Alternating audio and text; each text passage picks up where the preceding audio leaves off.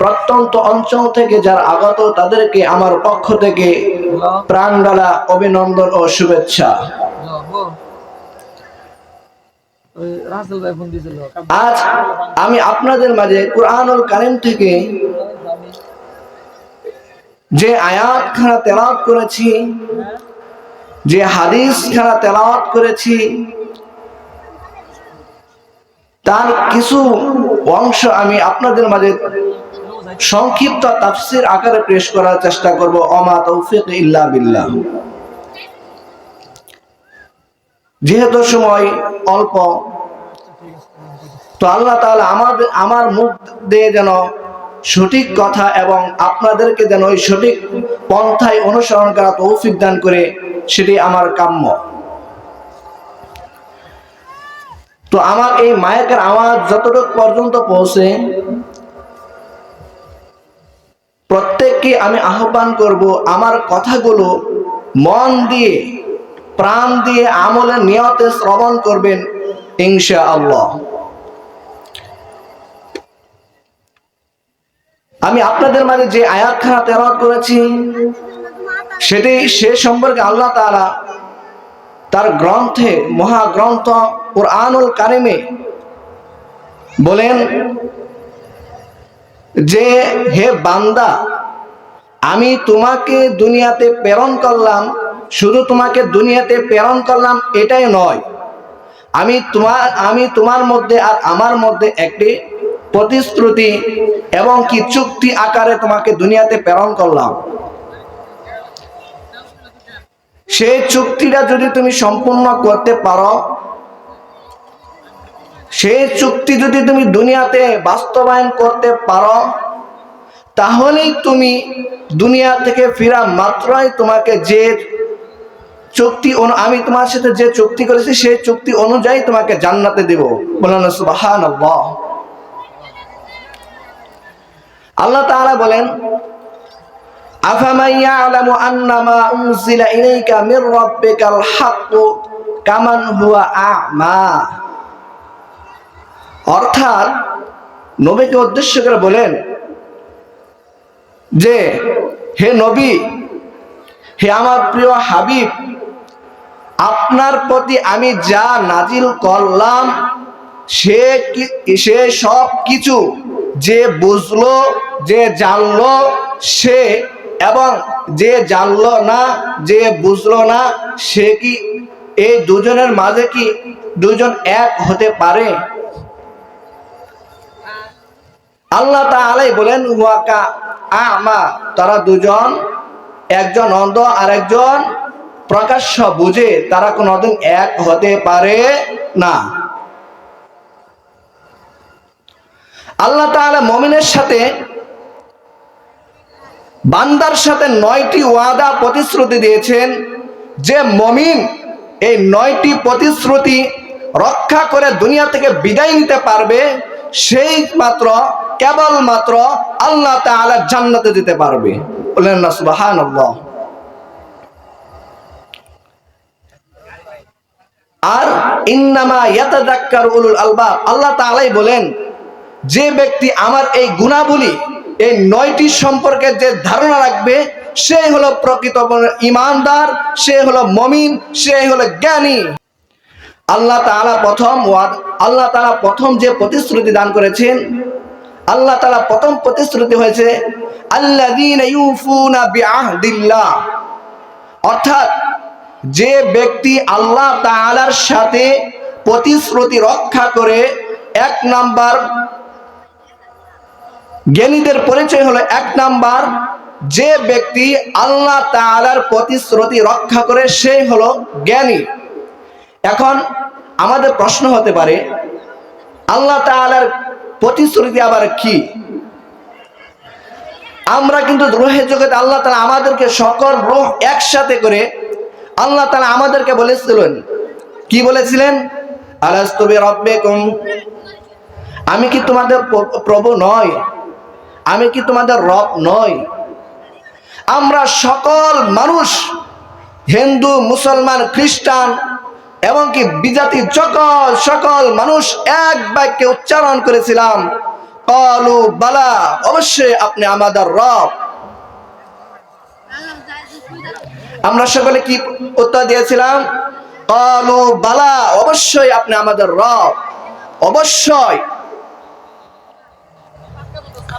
দ্বিতীয় নাম্বার প্রতিশ্রুতি হচ্ছে ওয়ালা ইয়ানকুদুনাল মিসাক, অর্থাৎ যে ব্যক্তি আল্লাহর প্রতিশ্রুতি রক্ষা করে, এর সাথে আল্লাহ তাআলার আল্লাহ তাআলা প্রথমটা বলেছে তার সাথে শুধু প্রতিশ্রুতি। আল্লাহ তাআলা যেমন নামাজ, কালাম, রোজার, হজ, যাকাত এরকম। আর দ্বিতীয় প্রতিশ্রুতি হচ্ছে যে আল্লাহর প্রতিশ্রুতি এবং কি তার সাথে মানুষের প্রতিশ্রুতি রক্ষা করে, সে হলো উলুল আলবাব, অর্থাৎ জ্ঞানীদের মধ্যে একজন। অর্থাৎ বান্দাদের প্রতিশ্রুতি কি? যেমন মুনাফিকি না করা। এখন মুনাফিকি তো বুঝতে হবে আমাদেরকে, যে ব্যক্তি কথাতে মিথ্যা না বলে, যে ব্যক্তি কথাতে কাউকে ধোঁকা না দেয়, যে ব্যক্তি আমানতের খেয়ানত না করে, যে ব্যক্তি মানুষকে অন্যায় অবিচার ভাবে মিথ্যা প্রলোভন দিয়ে তাদেরকে ধোঁকাগ্রস্ত না দেয়, এটি হলো মুমিনের একটি পরিচয়। অর্থাৎ এই সমস্ত কাজ থেকে যে বিরত থাকতে পারবে, সেই হলো আল্লাহ তাআলার প্রতিশ্রুতি রক্ষা করলো। আর তৃতীয় নাম্বার প্রতিশ্রুতি হচ্ছে ওয়াল্লাযীনা ইয়াসিলুনা মা আমারাল্লাহ, আল্লাহ তাআলা আদেশ করেন, হে মুসলমানগণ, আমি তোমাকে দুনিয়াতে প্রেরণ করলাম, শুধু তোমাকে দুনিয়াতে প্রেরণ করলাম না, আমি তোমার দুনিয়াতে প্রেরণ করার সাথে সাথে তুমি দুনিয়াতে কিভাবে চলবা তার মাপকাঠি আমি তৈরি করে দিলাম। অর্থাৎ আল্লাযীনা ইয়াসিলুনা মা আমারাল্লাহ, অর্থাৎ তুমি আল্লাহ তাআলা তোমাকে যে সম্পর্ক টিকাইতে আদেশ করেন, যে সম্পর্ক রাখতে আদেশ করেন তা তুমি রাখো। আর যে আল্লাহ তাআলা যে সম্পর্ক বিচ্ছিন্ন করতে আদেশ করেন, তুমি তা বিচ্ছিন্ন করে দাও। অর্থাৎ আল্লাহ তাআলার সম্পর্ক কোন ব্যক্তিদেরকে আদেশ করেন সম্পর্ক রাখতে? এক নাম্বার, শুনে রাখেন রে মুসলমান, এক নাম্বার মা বাবার সম্পর্ক, আত্মীয় স্বজনের সম্পর্ক, নিকট আত্মীয়দের সম্পর্ক। এখন তো আমাদের রক্তে রক্তে শিরায় শিরায় পৌঁছে গেছে হিংসা, বিদ্বেষ। একজন যদি আরেকজনকে সালাম না দেয়, তার সাথে কথা বলা বন্ধ করে দেয়। আজীব এক দুনিয়া।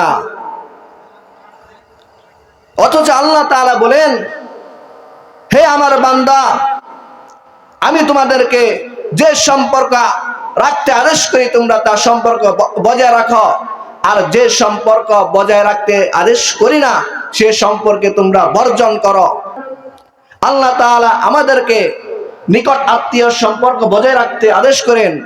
আল্লাহ তাআলা আমাদেরকে মা বাবার সম্পর্ক রাখতে আদেশ করেন, ভাই বোনদের সম্পর্ক রাখতে আদেশ করেন, নিকট আত্মীয়দের সম্পর্ক রাখতে আদেশ করেন। আর আমরা শুধুমাত্র কেবলমাত্র কিছু সম্পদ বা কিছু সামান্য বিষয় নিয়ে আমরা দ্বিধার্যে সম্পর্ক ছিন্ন করে দেই। এমনকি বছরকে বছর চলে যায়, মাসকে মাস চলে যায়, দিনকে দিন চলে যায়, আমরা সেই সম্পর্কের তোয়াক্কা করি না। নবী করিম সাল্লাল্লাহু আলাইহি ওয়াসাল্লাম বলেন, আমার উম্মতের মধ্যে দুই উম্মত, আমার উম্মতের মধ্যে দুই উম্মত নিকট আত্মীয়। কি? আমার উম্মতের মধ্যে দুই উম্মত নিকট আত্মীয়। যে ব্যক্তি একজন আরেকজনের সাথে ভ্রাতৃত্ব ছিন্ন করে দেয়, সম্পূর্ণ ছিন্ন করে দেয়, এমন অবস্থায় 3 দিন অবস্থান করে, সে ব্যক্তি আমার সে ব্যক্তি আমার উম্মত নয়। নবী করিম সাল্লাল্লাহু আলাইহি ওয়াসাল্লাম কি বলেন? যে দুই উম্মত আমার নিকট আত্মীয়, এক উম্মত আরেক উম্মতের সামান্য বিষয় নিয়ে বা কোনো বড় ধরনের বিষয় নিয়ে 3 দিন সম্পর্ক বিচ্ছিন্ন রাখে, সে আমার উম্মত নহে। আর আমরা বছরকে বছর চলে যাচ্ছে, মাসকে মাস চলে যাচ্ছে, কোনো তোয়াক্কা নেই। ওয়ানফাকু মিম্মা রাযাকনাকুম সিররাও ওয়া আলানিয়াতান, অর্থাৎ আমি তোমাদেরকে যে রিজিক দিয়েছি, রিজিক কে দেয়? আল্লাহ তাআলা দেয়। আমি তোমাদেরকে যে রিজিক দিয়েছি তার থেকে তুমি আমার পথে প্রকাশ্যে অথবা গোপনে দান করো। আমরা তো মনে করি ফসল ফলাদি লাগালাম আমরা, সব কিছু বপন করলাম আমরা, তাহলে আল্লাহ কিভাবে আমাদেরকে দেয়? ফসল দেওয়ার মালিক কে? আল্লাহ। সব কিছুর মালিক আল্লাহ। অথচ আমরা দেখা যায় কোন ফসল কিংবা কোন রিজিক যাকাত দিতে, সদকা করতে, গরিব দুঃখীদেরকে, ইতিমদেরকে, মিসকিনদেরকে দান করতে আমরা কার্পণ্য করি। আল্লাহ তাআলা যদি আমাদের প্রতি নাখুশ হতেন তাহলে আল্লাহ তাআলা মনে হয় না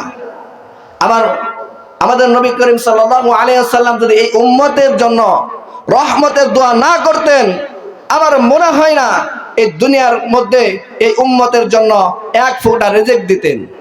নবী করিম সাল্লাল্লাহু আলাইহি ওয়াসাল্লাম আসার আগ মুহূর্ত পর্যন্ত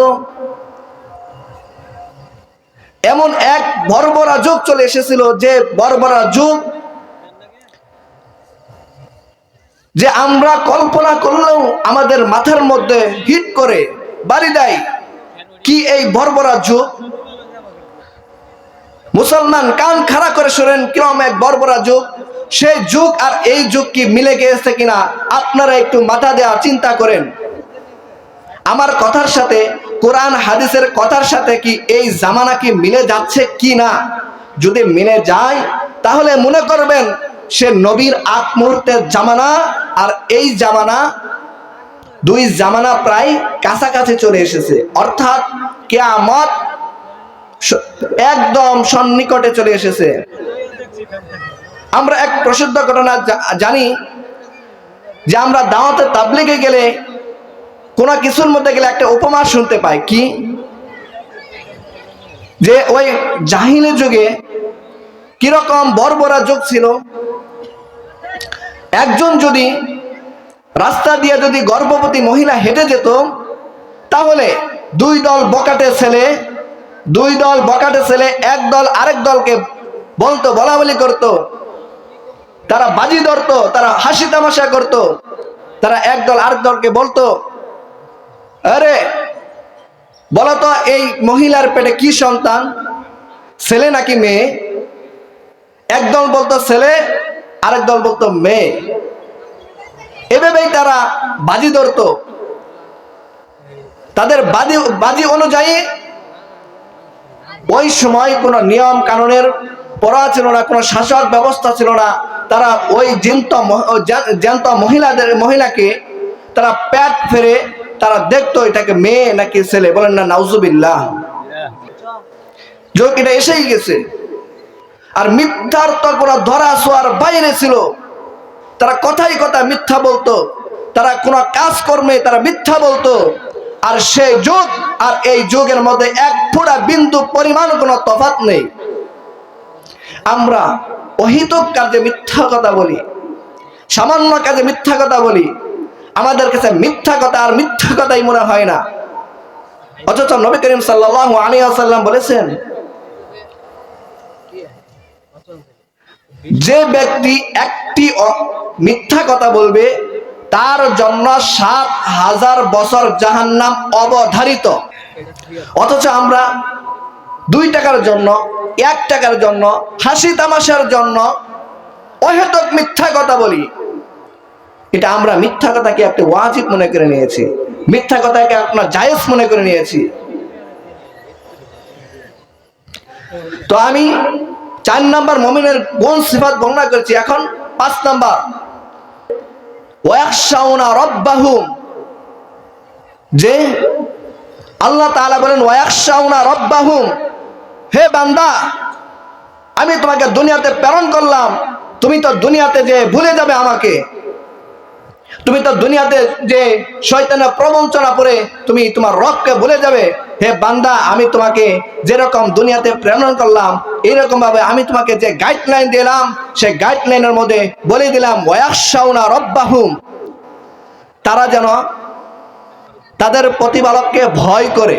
ওয়ায়াখশাউনা রব্বাহুম, ভয় তো যেমন আমরা সাধারণ মানুষ একজন আরেকজনকে ভয় করি প্রতাপশালীর জন্য, একজন আরেকজনকে ভয় করি কোনো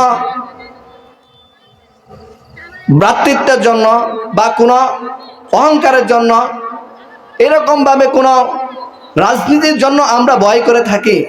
কিন্তু মানুষের ভয় আর আল্লাহর ভয় কিন্তু এক নয়। আল্লাহ তাআলা বলেন, হে বান্দা, আমি তোমাকে যে প্রতিশ্রুতিগুলো দিয়েছি, তুমি যদি যথাসাধ্য অনুযায়ী যদি আমাকে এই প্রতিশ্রুতিগুলো রক্ষা করে দুনিয়া থেকে বিদায় নিয়ে আসতে পারো, তাহলে তোমাকে আমি জান্নাতের সার্টিফিকেট দিব। সুবহানাল্লাহ। অর্থাৎ ভয় কিভাবে করব আমরা? নামাজের মধ্যে, রোজার মধ্যে, যাকাতের মধ্যে, হজের মধ্যে। যেমন নামাজের মধ্যে ভয় আমাদের কিভাবে হবে? নবী করিম সাল্লাল্লাহু আলাইহি ওয়াসাল্লাম বলেন, তুমি এমন তালে নামাজ পড়ো, এমন তালে তুমি এমন তালে কিবলামুখী হয়ে নামাজ পড়ো, তুমি কিবলার দিকে তাকাওনি, মনে হয় কেমন জানি তোমার রবের দিকে তাকাইছো। তুমি কিবলার দিকে তাকাওনি, কেমন যেন তোমার রবের দিকে তাকাই রইছো। আর যদি এরকম তোমার ভিতরে না আসে, তাহলে এটা ভেবে নিও তুমি তোমার রবের দিকে তাকাতে পারছো না, কিন্তু তোমার রব তোমার দিকে তাকাই রয়েছে। এটা তুমি মনে করো, এটা হলো ভয়। রোজার ক্ষেত্রে তুমি রোজা রেখেছ, নিয়ত করেছ, না খেয়ে থেকেছ, কিন্তু তুমি এমন তাহলে রোজা রাখো যেন মানুষ তোমাকে দেখলে রোজাদার মনে করে, তোমাকে দেখলে যেন গুনাহ থেকে পরিত্রাণ মানুষ তা থেকে শিক্ষা নেয়। তো আমার আলোচনা প্রায় শেষের দিকে সর্বশেষ গুণটি হলো যে আল্লাহ তাআলা বলেন ওয়ায়দরাউনা বিল হাসানাতি সাইয়্যা,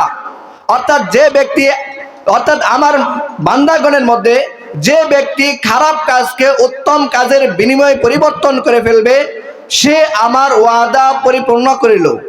যে ব্যক্তি কোন খারাপ কাজকে উত্তম কাজ দ্বারা পরিপূর্ণ করে ফেললো, অর্থাৎ ঢেকে ফেললো, সে আমার প্রতিশ্রুতি রক্ষা করলো। অর্থাৎ কোন ব্যক্তি যদি কোনো দোষ করে, কোন ব্যক্তি যদি কোনো খারাপ কাজ করে, যে ব্যক্তি সেই গোষ্ঠীকে ঢেকে ফেলবে অথবা ওই অন্যায়কে চাপা দিয়ে রাখবে, আল্লাহ তাআলা কিয়ামতের ময়দানে সেই বান্দার দোষকে গোপন রেখে আল্লাহ তাআলাকে তাকে জান্নাতে দিবেন। বলেন না সুবহানাল্লাহ।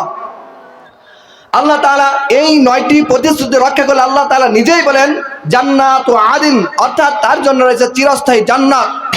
এমন জান্নাত যে জান্নাতের ভিতরে ইয়াদখুলুনা ওয়া মান সালাহা মিন আবাইহিম ওয়া আজওয়াজিহিম ওয়া যুররিয়াতিহিম, অর্থাৎ এমন একটি জান্নাত দিবে, অর্থাৎ যে ব্যক্তি এই সমস্ত কাজ, ওই সমস্ত প্রতিশ্রুতি রক্ষা করে পরিপূর্ণভাবে দুনিয়া থেকে বিদায় নিবে, তাকে তো জান্নাতে দিবেই।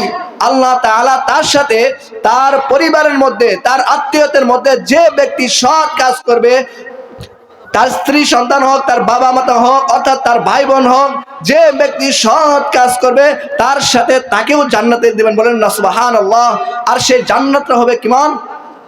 যে আল্লাহ তাআলা বলেন সে জান্নাত হবে সালামুন আলাইকুম বিমা সাবারতুম ফানি'মা উকবাদ-দার, অর্থাৎ প্রত্যেকটি দরজা দিয়ে ফেরেশতা প্রবেশ করবে এবং কি ফেরেশতা প্রবেশ করে তাদেরকে সুস্বাগতম জানাতে থাকবেন। বলেন না সুবহানাল্লাহ। তাদেরকে মারহাবা, তাদেরকে সালামুন আলাইকুম বলতে থাকবে, তাদেরকে স্বাগত জানাতে থাকবে। সে জান্নাতে যাওয়ার জন্য আমরা সকলে প্রস্তুত আছি তো ইনশাআল্লাহ? তো আল্লাহ তাআলা এই সংক্ষিপ্ত তাফসীরের মধ্যে যদি কোনো ভুল বেয়াদব হয়ে থাকে তাহলে সেটি আমার পক্ষ থেকে, আর এর ভিতরে যত ভালোই কথা আছে আল্লাহ তাআলা আমাকে এবং আপনাদের সকলকে গ্রহণ করার তৌফিক দান করেন, এবং এই খারাপি থেকে, যে এর ভিতরে যত খারাপি আছে তা থেকে আমাদেরকে সকলকে পরিত্রাণ হওয়ার তৌফিক দান করেন। ওয়া মা আলাইনা ইল্লাল বালাগ। আসসালামু আলাইকুম ওয়া রাহমাতুল্লাহি ওয়া বারাকাতুহু।